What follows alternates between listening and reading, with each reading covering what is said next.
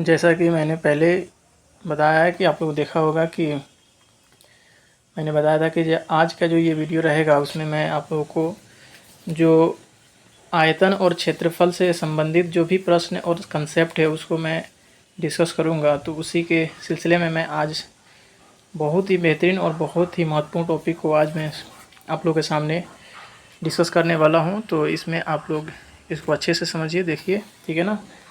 जो क्षेत्रफल और आयतन वाला जो उसमें जो सबसे महत्वपूर्ण पार्ट आता है, जो एग्ज़ाम में आता है, ऑब्जेक्टिव में भी बहुत बार पूछा हुआ है, बहुत सारा सवाल उसमें है। जो पहला है, सबसे पहला है, उसमें है त्रिज्यखंड, ठीक है ना। हम लोग इसमें सबसे पहले त्रिज्यखंड के बारे में देख लेंगे कि त्रिज्यखंड होता क्या है और उससे संबंधित कुछ फॉर्मूला और फिर सवाल को देखेंगे। तो सबसे पहले आप लोग ये समझ जाइए कि त्रिज्यखंड होता क्या है। एक वृत्त होता है इस तरीके से, जो ये वृत्त बनाया गया है, मान लीजिए ये वृत्त है, यहाँ पर मैंने फिगर को अच्छे तरह से लिखा हुआ है। बस इस फिगर को देखना है और आप लोग अपने कॉपी में इसको लिख लीजिएगा, ठीक है ना। ये जो यहाँ लिखा हुआ है, जैसे इसमें होता क्या है कि कोई एक वृत्त है और उसमें से दो त्रिज्या, उसके केंद्र से दो त्रिज्याओं के साथ जो हिस्सा हम लोग काट लेते हैं, ठीक है ना, किसी कोण थीटा से, ठीक है ना। ये मान लो यहाँ कोई कोण थीटा बन रहा होगा, उस थीटा से, जैसा कि यहाँ हमने लिख डाला है। तो उस थीटे कोण से जब हम एक खंड काट लेते हैं तो उसी खंड का नाम हमारा होता है त्रिज्यखंड, ठीक है ना। इसमें दो खंड होते हैं, ठीक है ना। इसमें दो खंड होते हैं। जब भी हम दो त्रिज्या लेकर के किसी एंगल से इस तरीके से हम काटेंगे तो उसमें दो खंड बनेंगे, एक ऊपर वाला बनेगा, एक नीचे वाला। तो इसमें कई बार होता है क्या कि जो बड़ा वाला हिस्सा होता है ना, उसको हम लोग दीर्घ त्रिज्यखंड कहते हैं, जैसे कि यहाँ लिखा हुआ है दीर्घ त्रिज्यखंड, ठीक है ना। और जो छोटा वाला खंड है उसको हम लोग लघु त्रिज्यखंड कहते हैं, जैसे यहाँ पर है, ठीक है ना। तो दीर्घ त्रिज्यखंड और लघु त्रिज्यखंड। दूसरी चीज़ कि इसमें हम जानते हैं कि एक वृत्त के, एक जो वृत्त होता है, संपूर्ण गोलाई जो होती है एक वृत्त की, वो उस संपूर्ण गोलाई में केंद्र पर जो कोण बनता है वो 360 डिग्री का कोण होता है, ठीक है ना, 360 डिग्री।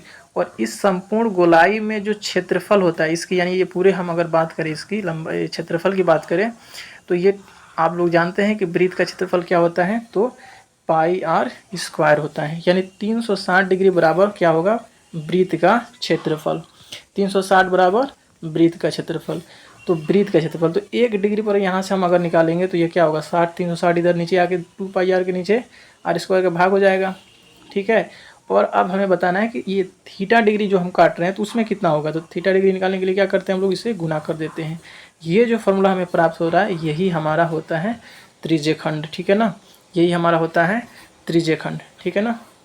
त्रिज्यखंड कुछ नहीं है कि वो दो त्रिज्याओं के साथ वृत्त के किसी थीटा कोण से कटा हुआ खंड होता है त्रिज्यखंड, ठीक है ना। तो उसका ये फॉर्मूला होता है त्रिज्यखंड का। इसमें दो होता है, एक लघु कहते हैं, एक दीर्घ कहते हैं, ठीक है ना। तो लघु और दीर्घ त्रिज्यखंड का ध्यान दीजिएगा। दीर्घ त्रिज्यखंड वैसे ही निकलेगा जैसे हम ये लघु करें या दीर्घ करें। अगर सिंपल कहे, किसी कोण दे दिया, जैसे मान लो कि कह दिया कि 30 डिग्री या 60 डिग्री कोण है और त्रिज्या कुछ दे दिया और बताया, कह दिया कि उसका बताइए त्रिज्यखंड का क्षेत्रफल कितना होगा, तो हम सिर्फ यही फॉर्मूला यूज कर लेंगे और उससे हम कैलकुलेट करके निकाल लेंगे। दूसरी बहुत कभी कभी क्या कर देता है कि लघु त्रिज्यखंड वही होता है, ठीक है ना, जो दे देगा वही। दीर्घ कहेगा तो दीर्घ क्या करना है, जो एंगल दिया रहेगा, थीटा दिया रहेगा, जैसे मान लो यहाँ 60 डिग्री दिया हुआ है, तो दीर्घ की बात करेगा तो हम क्या करेंगे, उसको 360 डिग्री में से उस वाले कोण को माइनस कर देंगे, जैसे यहाँ 60 डिग्री दिया हुआ है, ठीक है ना। दीर्घ त्रिज्यखंड की बात करेगा तो उसको हम क्या, किस में से घटा देंगे, कोण को 360 डिग्री में से उस कोण को घटा देंगे। जो कोण आएगा उसी कोण पर हम क्या कर लेंगे, उसी कोण पर हम क्या कर लेंगे, त्रिज्यखंड का क्षेत्रफल निकालेंगे। जो आंसर आएगा वही हमारा दीर्घ त्रिज्यखंड होगा, ठीक है ना। इसमें बस दो ही चीज़ होता है, एक त्रिज्या दिया हुआ रहेगा और दूसरा थीटा दिया रहेगा। बाकी हम इस फॉर्मूला का इस्तेमाल करके आसानी से निकाल लेंगे। तो ये हमारा हुआ त्रिज्यखंड। एक स्थिति और आता है जब हम एक स्पेशल केस आता है कि जहाँ थीटा क्या हो जाए, 90 डिग्री हो जाए। क्या लिखा है, जब थीटा 90 हो जाए तो वो क्या कहलाता है, हमारा चतुर्थांश, क्वाड्रेंट कहलाता है ये, ठीक है ना, क्वाड्रेंट, ठीक है ना। ध्यान रखिएगा ये क्वाड्रेंट होता है, ये n है और यहाँ t आएगा, ठीक है ना, QADRNT, क्वाड्रेंट। तो ये होता है। अब ये निकलता है कैसे है, और बस कुछ नहीं, थीटा की जगह पर 90 रख दो, तो यहाँ रखा जैसे मैंने 90/360, तो 9 चौका 36 कट गया, तो पाई आर स्क्वायर बटा 4। ये होता है चतुर्थांश का क्षेत्रफल। बहुत बार पूछा हुआ है, एग्जाम में आएगा डायरेक्ट कि त्रिज्या दे देगा इस तरीके से, कोई त्रिज्या 21 या कुछ भी दे देगा, कहेगा चतुर्थांश का क्षेत्रफल निकालिए, तो हम डायरेक्ट यही पाई स्क्वायर बटा 4 का प्रयोग कर लेंगे और उससे हम निकाल लेंगे। ठीक है ना। जो अगला कंसेप्ट है हमारा वो है वृत्तखंड। वृत्तखंड, खंड का मतलब होता है टुकड़ा और वृत्त का मतलब यानी कि वृत्त, यानी कि वृत्तखंड क्या हो गया, वृत्त का कोई टुकड़ा होता है। वृत्तखंड क्या है, वृत्त का कोई टुकड़ा होता है। इसमें दो तरीके होते हैं। ठीक है ना। एक बात समझ लीजिएगा, कोई एक वृत्त है, ठीक है ना, यहाँ एक चीज़, कोई वृत्त है, उसमें हम ऐसे कोई रेखा खींचते हैं इस तरीके से। ठीक है ना। इन सारे रेखा को हम लोग कहते हैं जीवा, इसको नाम देते हैं जीवा कहते हैं। ठीक है ना। इनका नाम देते हैं जीवा। ये जैसे हमने यहाँ लिख दिया है, सारी बात लिखा हुआ है यहाँ पर। जो जीवा होती है वही क्या होता है, वृत्त को दो खंडों में बांटता है। ठीक है ना। तो जीवा द्वारा वृत्त को जिस खंड में बांटा जाता है उसी हमें क्या देते हैं, उसी का नाम देते हैं हम वृत्तखंड नाम देते हैं, उसी का नाम वृत्तखंड होता है। अब इसमें भी एक बड़ा भाग होगा, एक दूसरा छोटा होगा, तो जो बड़ा भाग उसको हम दीर्घ नाम दे देंगे, दीर्घ वृत्तखंड, और जो छोटा होगा उसका नाम लघु वृत्तखंड दे देंगे। ठीक है ना। एक बात और यहाँ रखिएगा ध्यान में कि जो वृत्त की सबसे बड़ी जीवा होती है, ठीक है ना, उसे ही हम क्या कहते हैं, व्यास कहते हैं। और ये क्या होता है, वृत्त के बीचों बीच से होकर गुजरता है, वृत्त को दो बराबर भागों में बांटता है। ठीक है ना, ये ध्यान रखिएगा। अर्धवृत्त और व्यास तो पता ही है कि त्रिज्या का क्या होता है, 2 गुनी होती है, यानी 2r होता है d बराबर। और इस तरीके से r निकालते हैं तो r का फॉर्मूला क्या होता है, व्यास बटा 2, यानी d/2 हो जाता है ये वृत्त का। इसके बाद ये त्रिज्यखंड मैंने समझा दे रखा है यहाँ पर आगे। और इसके बाद जो अगला कंसेप्ट है वो है वृत्तखंड का क्षेत्रफल। एक तो हमने समझ लिया कि वृत्तखंड क्या होता है, ठीक है ना। अब उसका हम लोग क्षेत्रफल निकालेंगे। तो जैसे कि मैंने यहाँ 2 फिगर चित्र बना रखा है, एक यहाँ और एक यहाँ, ठीक है। तो इसमें आप लोग देखिएगा कि यहाँ जो छोटा हिस्सा ये है AB, ये जो AB यहाँ खींचा गया है ये है हमारा जीवा। इस जीवा के जो नीचे वाला खंड है तो ये हो जाएगा लघु, छोटा हिस्सा दिख रहा है तो ये हमारा हो जाएगा लघु वृत्तखंड। और इसी जीवा के जो ऊपर वाला हिस्सा ये दिख रहा है ऊपर तक, तो ये है हमारा दीर्घ वृत्तखंड। तो जो कि यहाँ मैंने बनाया हुआ अलग से बना दिया है उसको, ठीक है ना, अलग से हमने उसको बना दिया यहाँ पर, देखिए इस तरीके से। तो इसको कैसे निकालेंगे, अगर इसका क्षेत्रफल पूछेगा तो हम कैसे निकालेंगे। तो इसको निकालने के लिए हम क्या करते हैं, अब बताइए। अब इस वाले छोटे जो दिख रहा है ना यहाँ पर ऐसे ऐसे ऐसे ऐसे करके बनाया गया है, इस छोटे वाले हिस्सा का हमें क्षेत्रफल निकालना, इतना का। तो दिख ही रहा है कि अगर हम पूरे इस वृत्त के इस पूरे गोलाई का क्षेत्रफल में से क्या कर दें, इस पूरे गोलाई के क्षेत्रफल में से हम इस त्रिभुज का क्षेत्रफल निकाल लें तो क्या ये हमारा क्षेत्रफल नहीं आ जाएगा। तो इस तरीके से हमारा ये क्षेत्रफल हो जाएगा कि लघु वृत्तखंड का क्षेत्रफल यदि पूछेगा तो उसका क्षेत्रफल होगा टोटल वृत्त का क्षेत्रफल और उसमें से उस त्रिभुज का क्षेत्रफल घटा देंगे। अब वो त्रिभुज का क्षेत्रफल कैसे निकलेगा, तो देखिए त्रिभुज का क्षेत्रफल निकालने के लिए हमें पता है कि त्रिभुज कई प्रकार के होते हैं। तो उसमें यदि समबाहु, इस वाले सवाल में जो देगा वो हमें यही देगा, ठीक है ना, समबाहु। ज़्यादातर सवालों में समबाहु करके देगा, अगर नहीं दिया तो फिर ये वाले सेट करके देगा, ठीक है ना। या फिर वो विषमबाहु त्रिभुज दे दिया तो 3 साइड होते हैं, तीनों साइड देता है तो वहाँ हीरोन का सूत्र लगा करके और फिर उस त्रिभुज का क्षेत्रफल निकाल लेंगे। त्रिभुज का क्षेत्रफल निकालने के लिए आना चाहिए, ठीक है, तब जा करके हम वृत्त का क्षेत्रफल पता है, यहाँ लिखा हुआ है πr², उसमें से उस त्रिभुज का क्षेत्रफल निकाल दीजिएगा, लघु वृत्तखंड का क्षेत्रफल आ जाएगा। नेक्स्ट है हमारा दीर्घ त्रिज्यखंड। तो दीर्घ के लिए से निकालेंगे दीर्घ वृत्तखंड का। तो दीर्घ वृत्तखंड का निकालने के लिए पूरे वृत्त के क्षेत्रफल में से, ये पूरे गोलाई की लंबाई पूरा हो गया, उस वाले क्षेत्रफल में से इस लघु जो नीचे वाला हिस्सा निकाल दीजिए, बच जाएगा ऊपर वाला। तो यही हो जाएगा हमारा दीर्घ त्रिज्यखंड, यानी कि पूरे वृत्त के क्षेत्रफल में से, पूरे वृत्त के क्षेत्रफल में से क्या कर देना है, हमें उस लघु त्रिज्यखंड का वृत्तखंड का क्षेत्रफल निकाल देना है, वही हमारा दीर्घ त्रिज्यखंड दीर्घ वृत्तखंड का क्षेत्रफल होगा। इसके बाद आता है हमारा चाप की लंबाई। तो चाप क्या होता है, तो यहाँ देखिए चाप एक, जैसे ये मान लीजिए वृत्त है और उस वृत्त के कोई एक टुकड़ा, उसके जो गोलाई है ना उसमें कोई एक टुकड़ा ले लीजिए और उसके केंद्र से किसी त्रिज्या से ये से काट लीजिए।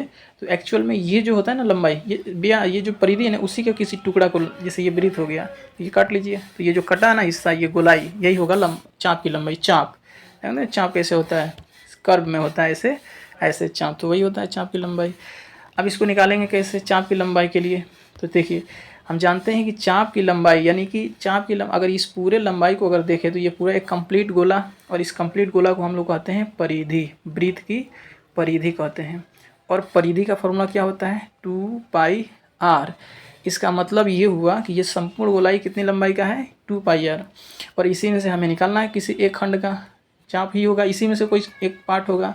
तो इसको क्या होता है, जैसे मान लो इसको काटोगे तो यहाँ सेंटर से मिलाओगे इससे कोण थीटा पर ही काटोगे ना, 2 त्रिज्या, तो यही तो कटेगा। तो ये हो गया। तो हम क्या करेंगे, अब ये भी जानते हैं कि जो 2πr बन रहा है ये संपूर्ण गोलाई की लंबाई है, और ये संपूर्ण गोलाई में कोण कितना बनता है 360, ठीक है ना। तो संपूर्ण गोलाई में 360 डिग्री, और वो बराबर हो जाएगा 2πr के। तो यहाँ भी हमने 1 डिग्री का निकाल लिया, और फिर थीटा डिग्री पर निकालना होगा तो क्या होगा 3 से थीटा से गुना कर देंगे तो हमारा ये फॉर्मूला हो जाएगा। तो चाप की लंबाई का एकदम साधारण सा फॉर्मूला है θ/360 × 2πr, ठीक है ना। एग्जाम्पल के तौर पर एक क्वेश्चन जैसे देख ले, कह दिया कि यदि वृत्त की त्रिज्या 21 सेंटीमीटर और उसका कोण केंद्र पर बना कोण क्या है 120 डिग्री है, तो चाप की लंबाई का मान बताइए, ठीक है ना। तो हमें कुछ नहीं, बस मान इसको रख देंगे, और देखो यहाँ कैलकुलेट कर लिया गया है, आंसर आ जाएगा, ये ऑब्जेक्टिव में पूछा जाएगा। अब कुछ सवाल भेजा था लोगों ने हमारे पास, तो उस सवाल को मैंने इसमें बनाया हुआ है। यहाँ देखिए नंबर 38 लिखा हुआ है, तो आगे पता चल जाएगा वो क्वेश्चन कंपाइल करके रखा हुआ है हमने, क्वेश्चन नहीं लिखा, बस उसका सॉल्यूशन और कंसेप्ट बता दिया है यहाँ पर। तो देखिए उस सवाल ये था कि किसी घन को, ये पहले आप समझ जाइए, किसी भी घन को, एक बड़े घन को किसी भी उसकी साइड को कोई भी उसका किनारा होगा, और उस किनारे से कोई छोटे छोटे घनों में काटा जा रहा है। जब भी एक चीज़ से दूसरी चीज़ बनाई जाएगी, एक चीज़ से दूसरी चीज़ बनाई जाएगी, तो हमेशा ध्यान रखिएगा कि दोनों का आयतन आपस में बराबर होता है, क्योंकि मटेरियल लगेगा वही, तो आयतन बराबर होता है। इसी कंसेप्ट का प्रयोग कर लेंगे हम लोग और आगे निकाल लेंगे।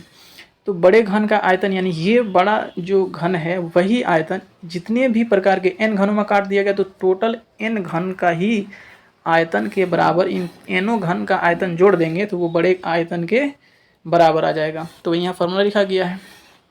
अब साइड तो देगा ना, साइड तो पता है, मान लो इसके एक सब समान रूप में होंगे, ऐसा नहीं कि कोई एक छोटा बड़ा हो रहा है, ये सब एक दूसरे के समान होंगे, और प्रत्येक की साइड भी एक समान होगी। तो मान लेते हैं प्रत्येक का साइड a है, और ये बड़ा है तो इसका मान लेते हैं साइड a है, तो इसका घन आप जानते हो घन का आयतन a³, और इसमें चूंकि n काटा गया है, वो सवाल में कहेगा कि 8 काटा गया, 5 काटा गया, जितना कहेगा उसमें n का मान वही रख देना है। चूँकि हम यहाँ जनरल फॉर्मूला बात कर रहे हैं तो हम मान लेते हैं कि n घन में काटा गया, और एक घन का आयतन a³ हो जाएगा, तो n घन का आयतन कितना हो जाएगा n गुने a³। तो इस तरीके से हमारा इन सभी n घनों का आयतन क्या होगा n गुने a³, और यही किसके बराबर हो जाएगा, इस a³ के बराबर हो जाएगा, जो कि हमने यहाँ फॉर्मूला पर लिख दिया है, ठीक है ना। ध्यान से देखो। अब जैसे एक सवाल इस पर ऑब्जेक्टिव में था, हालांकि इस सवाल में बिना इसके हो सकता है, कह रहा है कि 2 सेंटीमीटर एक बड़े घन को उसके छोटे छोटे 8 घनों में काटा गया है, ठीक है ना, बराबर 8 घनों में काटा गया है, जिसकी प्रत्येक त्रिज्या कितना 1 सेंटीमीटर, प्रत्येक जो साइड है वो 1 सेंटीमीटर का है।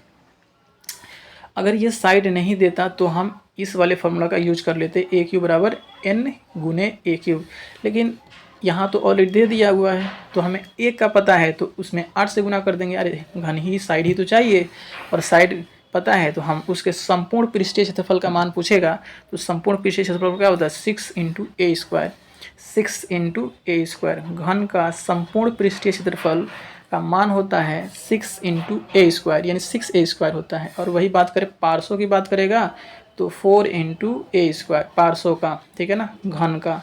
और अगर आयतन की बात करेगा तो a³ होता है, घन का आयतन बराबर a³। घन का वक्र पृष्ठीय क्षेत्रफल की बात करेगा तो 4a²। इसी को कभी कभी चारों दीवारों का क्षेत्रफल भी कहते हैं, जिसमें ऊपर छत और फर्श शामिल नहीं होता है, ठीक है, ऊपर और जो छत नीचे होता है वो शामिल नहीं होता है। खैर, तो इस तरीके से एक का अगर 6 है 6a² तो उसमें 8 से गुना कर देंगे, a का मान पुट कर देंगे, तो हमारा यहाँ इस तरीके से आंसर आ जाएगा। अगला क्वेश्चन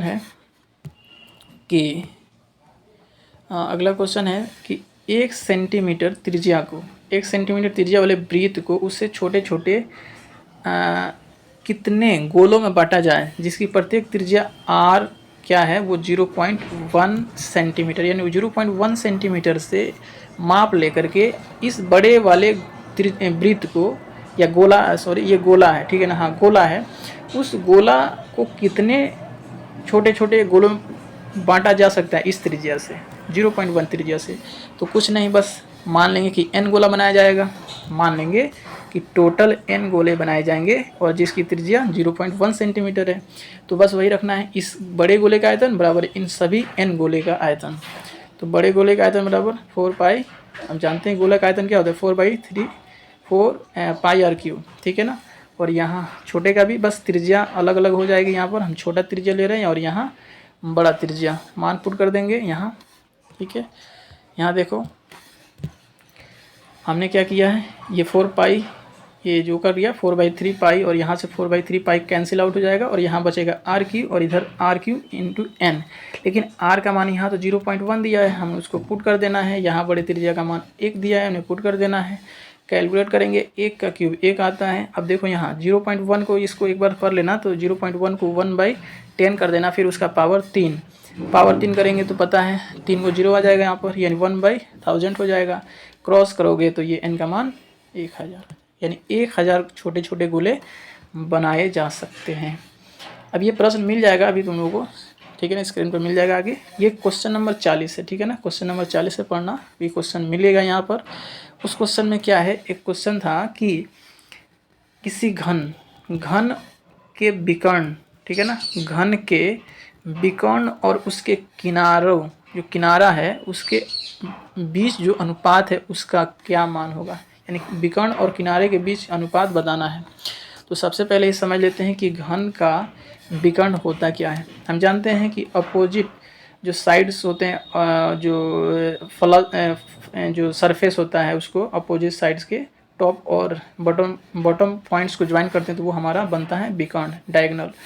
अब इस घन में मैंने क्लास में बताया हुआ है, चर्चा किया हुआ है, जो अगर क्लास देखे होंगे तो उन्हें इस बात को अच्छी से समझ में आ जाएगी, एक बार में समझ में आ जाएगा।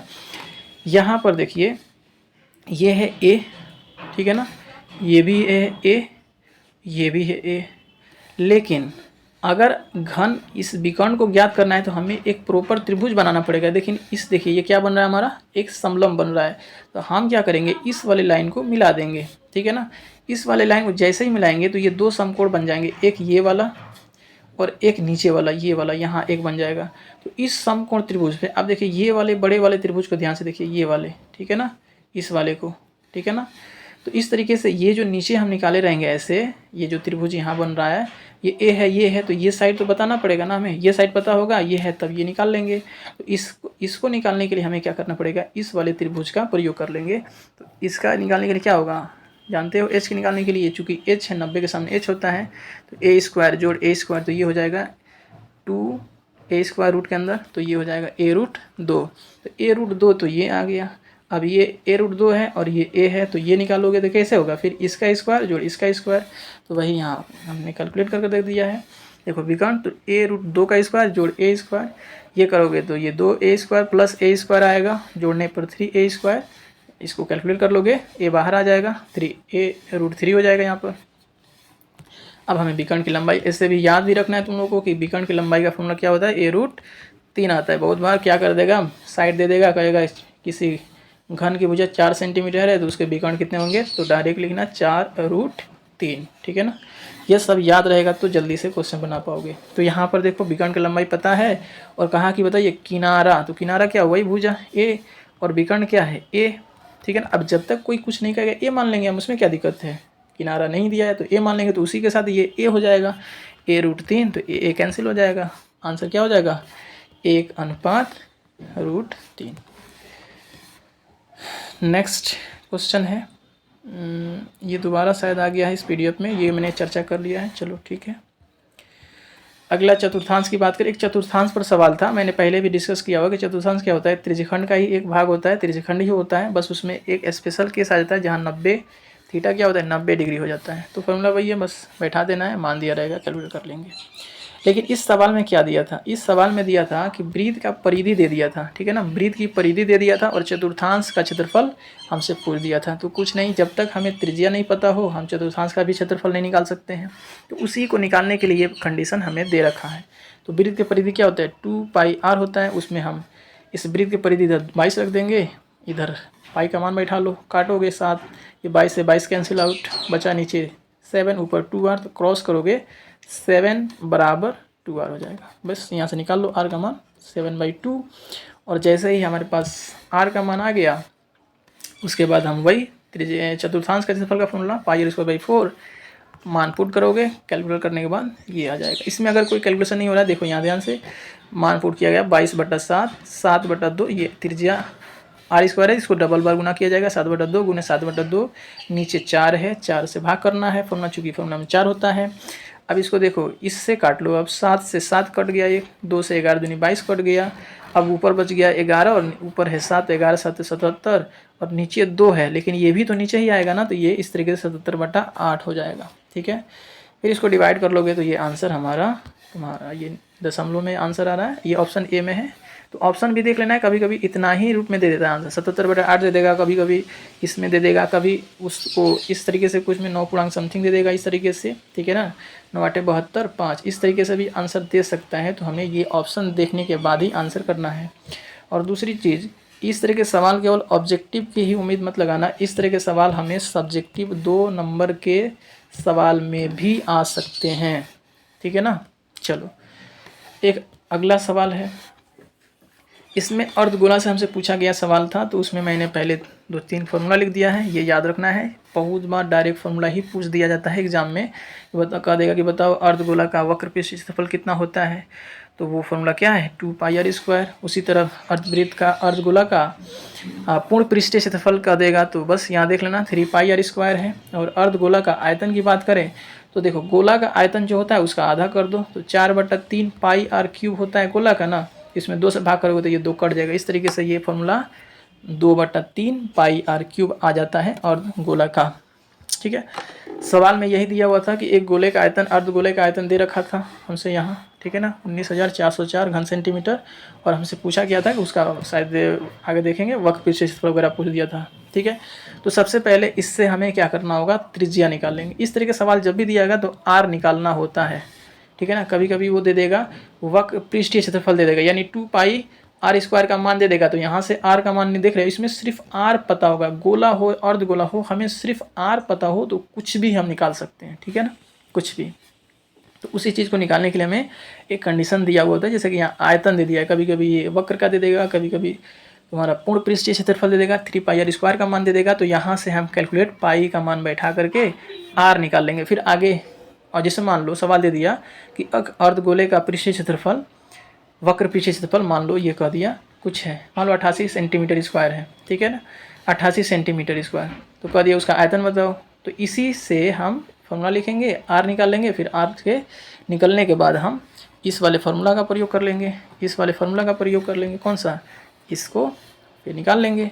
लेकिन यहाँ क्या दिया, आयतन दे करके हमसे वक्र पृष्ठ या पूर्ण पृष्ठ जो पूछा होगा देखेंगे। तो सबसे पहले त्रिज्या निकाल लेना है। तो देखो यहाँ हमने रखा, कैलकुलेशन की बात करें तो यहाँ देखो ये 3 ऊपर चला जाएगा, क्रॉस करोगे ना, और 2π नीचे आ जाएगा, पाई का मान यहाँ बैठा देना है 22/7। जब तक नहीं कहा जाए कैलकुलेशन के हिसाब से, इजी कैलकुलेशन बनाने के लिए 22/7।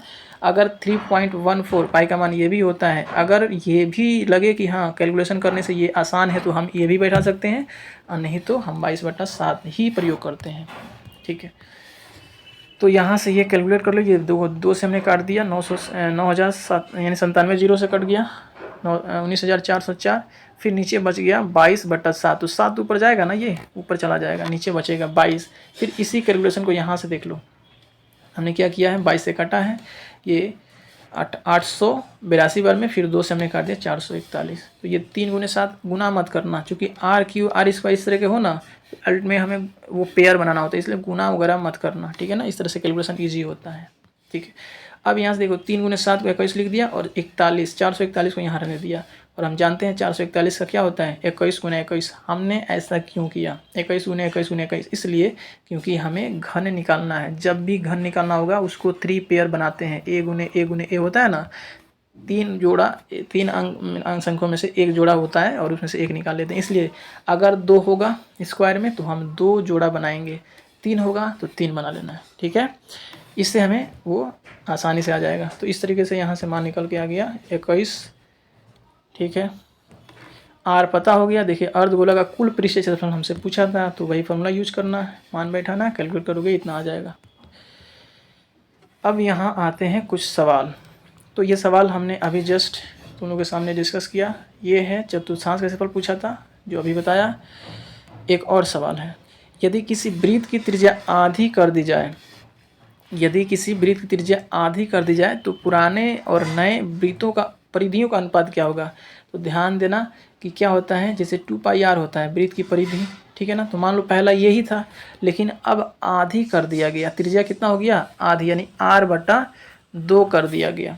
तो ये क्या हो जाएगा, अब अगला क्या होगा, r की जगह पर यही प्रयोग करोगे ना, यानी r/2 की जगह पर ये प्रयोग करोगे।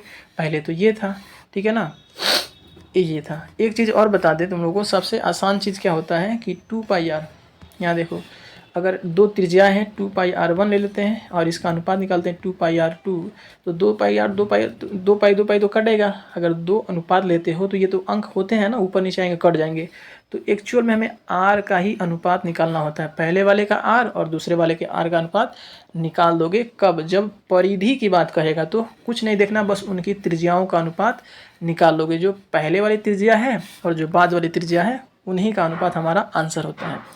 तो देखो यहाँ पहले वाली त्रिज्या क्या था, मान लेते हैं r था, और दूसरी वाली त्रिज्या इसका आधा हो गया, ठीक है ना।